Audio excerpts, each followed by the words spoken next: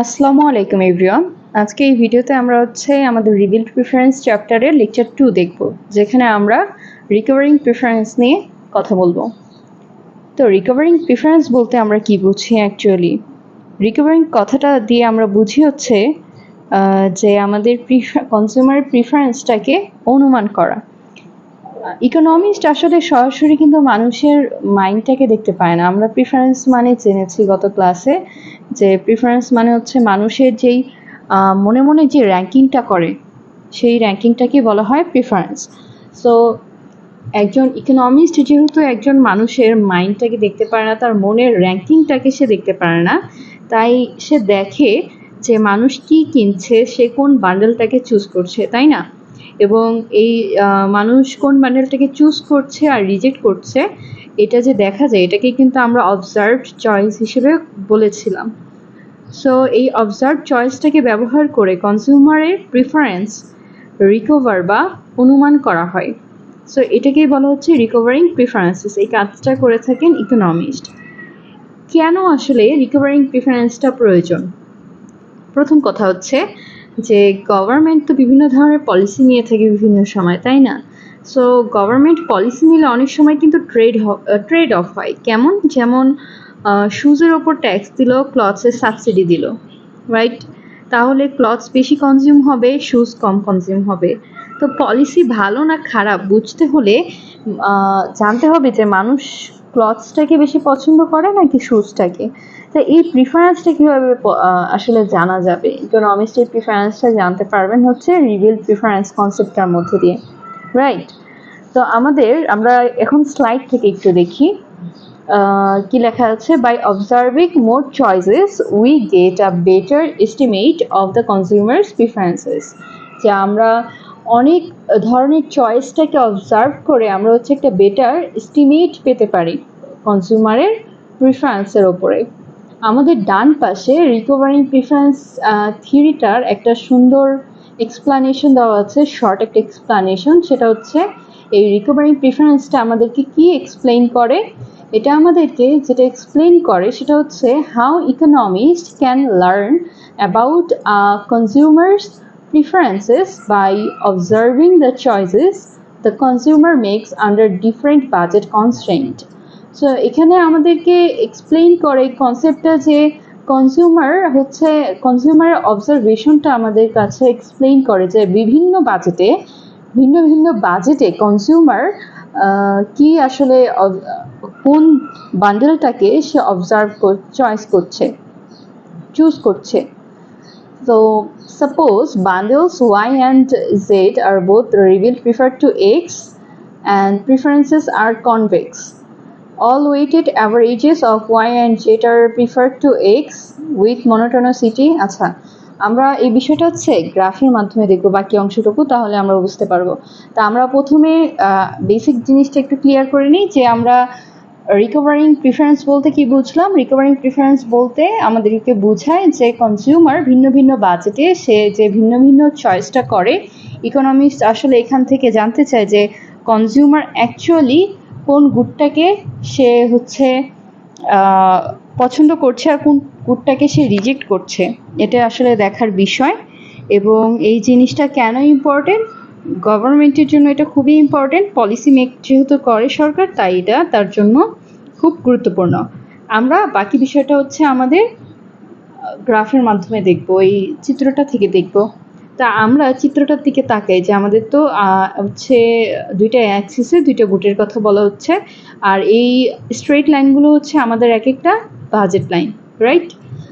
তো এখানে আমরা দেখতে পাচ্ছি বিভিন্ন পয়েন্ট আছে X, Y, Z, এবং এই পয়েন্টের মধ্যে দিয়ে কিন্তু একটা কি গেছে, একটা ইনডিফারেন্স কার্ভ গেছে। ওকে, তো এখানে কি বোঝানো হচ্ছে? এই চিত্রে X হচ্ছে চুজেন বান্ডেল। এখানে বলা হচ্ছে Xটা হচ্ছে চুজেন বান্ডেল, কনজিউমার Xটাকেই চুজ করছে, ঠিক আছে। এবং Y এবং Z এগুলো কিছু অবজার্ভ বান্ডেল, অর্থাৎ যখন বাজেট চেঞ্জ হয় তখন কনজিউমার কিন্তু এগুলাকেও কিনে থাকে, মানে এগুলো অবজার্ভ বান্ডেল, রাইট? এখন এই এই ওপরের অংশটুকু হচ্ছে আমাদের বেটার বান্ডেলস এবং এর নিচের অংশটুকু হচ্ছে ওটস বান্ডেল।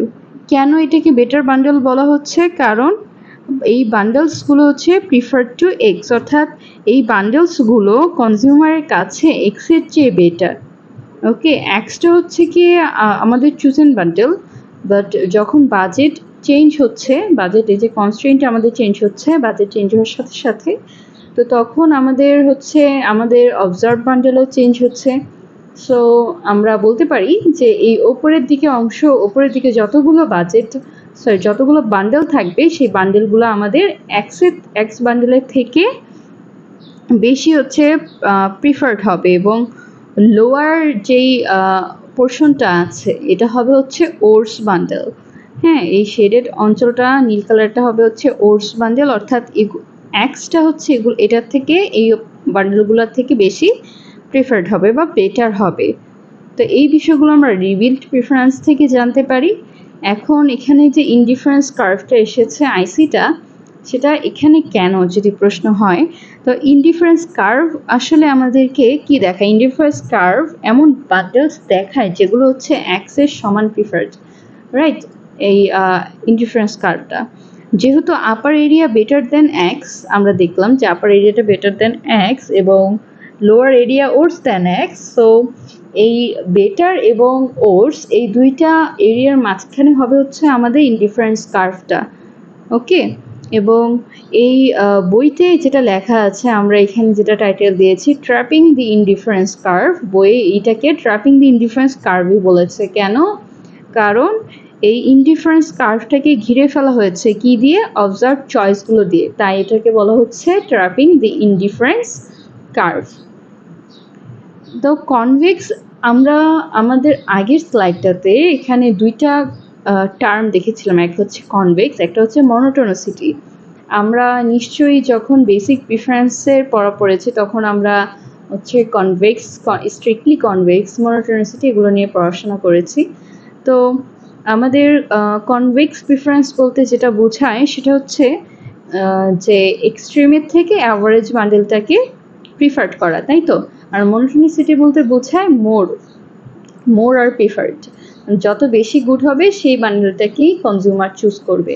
তো এখানে আমরা হচ্ছে বলতে পারি যে ওয়াই এবং জেড দুটাই হচ্ছে কি এক্সের থেকে বেশি প্রিফার্ড, রাইট? এবং আমরা অ্যাজিউম করছি এখানে যে এই প্রিফারেন্সটা হচ্ছে কনভেক্স মানে ওয়াই এবং জেড এর সব ওয়েটেড অ্যাভারেজও এক্সের থেকে প্রিফার্ড হবে। আমরা তো প্রথমে বললাম যে ওয়াই এবং জেড হচ্ছে গিয়ে এক্সের থেকে প্রিফার্ড, হ্যাঁ, এবং হচ্ছে এখন আমরা ধরছি যে প্রিফারেন্সটা কনভেক্স প্রিফারেন্স, অর্থাৎ শুধু যে এক্সট্রিম বান্ডেল দুটোই হচ্ছে গিয়ে এক্সের থেকে বেশি প্রিফার্ড হবে বিষয়টা এমন না। কনভেক্স প্রিফারেন্স মানে অ্যাভারেজ বান্ডেল যেগুলো আছে, অর্থাৎ যে বান্ডেলটাতে কিছু সংখ্যক ওয়াই থাকবে, কিছু সংখ্যক জেডও থাকবে, এই ধরনের বান্ডেলও এক্সের থেকে বেশি প্রিফার্ড হবে। এটাই সহজ কথা, এটাই বলা হচ্ছে। সো আমাদের কনভেক্সিটি টার্মটা নিয়ে অবশ্যই আমরা গত লেকচারে দেখেছিলাম, তাও একটু বলি যে কনভেক্স প্রিফারেন্স মানে কিন্তু আসলে কনজিউমার যে ভ্যারাইটি পছন্দ করে সেটা প্রকাশটা আর কি, হ্যাঁ, যে এক্সট্রিম বান্ডেল তো পছন্দ করে ঠিক আছে, বাট কনজিউমার হচ্ছে অ্যাভারেজ বা মিক্সড বান্ডেলটাই বেশি পছন্দ করে।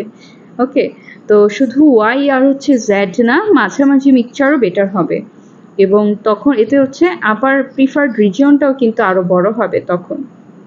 এবং মনোটনিক প্রিফারেন্স কথাটাতে দেখলাম, মনোটনিক প্রিফারেন্স দিয়ে কী হয়? মনোটনিক প্রিফারেন্স মানে যেহেতু মোর ইজ বেটার, অর্থাৎ বেশি গুডস ভালো, অর্থাৎ এক্স ওয়াই জেড এর চেয়ে বেশি দুই গুডস আছে এমন বান্ডেলস অবশ্যই বেটার হবে, অর্থাৎ যে বান্ডেলে বেশি থাকবে সেই বান্ডেলটাই কনজিউমার হচ্ছে প্রিফার করবে। এবং আমরা এখানে ওটস বান্ডেল নিয়ে যদি কিছু বলি, আমরা তো বললামই যে এই ওটসের পোর্শনটুকু তো আসলে কি এই ওটসের পোর্শনটুকুর তুলনায় এক্সটা হচ্ছে কি রিভিলড প্রিফার্ড, তাই না? তো এখানে আসলে বান্ডেলসগুলো এক্সের থেকে চিপার, এবং বান্ডেলগুলো হচ্ছে এখান থেকে চিপার, এবং এখানে আসলে একটা চেইন তৈরি হয়, হ্যাঁ। তো এই সব বান্ডেলস আসলে রিভিলড ওর্স দ্যান এক্স, এখানে আমরা এটা বলছি যে রিভিলড ওর্স দ্যান এক্স। তো আমরা এখানে আপার রিজন লোয়ার রিজন নিয়ে কথা বলেছি এবং এখানে আমরা দেখেছি পুরোটাই যে ট্র্যাপিং ইনডিফারেন্স কার্ভ কেন বলা হইলো এটাকে, এবং এখানে এই পেজে যা যা আছে সবই আমরা ক্লিয়ার করেছি। কেন হচ্ছে পলিসি রিলেভেন্সের কথা আমরা বলেছি, যে কেন আসলে আমাদের রিকভারিং প্রিফারেন্স কনসেপ্টটা প্রয়োজন, কারণ এটা আসলে হেল্প করে, হ্যাঁ, পলিসি মেক করার ক্ষেত্রে সরকারের জন্য হেল্প হয়। এবং পরে আমরা দেখতে যাচ্ছি the weak axiom of revealed preference, এটা আমরা নেক্সট লেকচারে দেখব।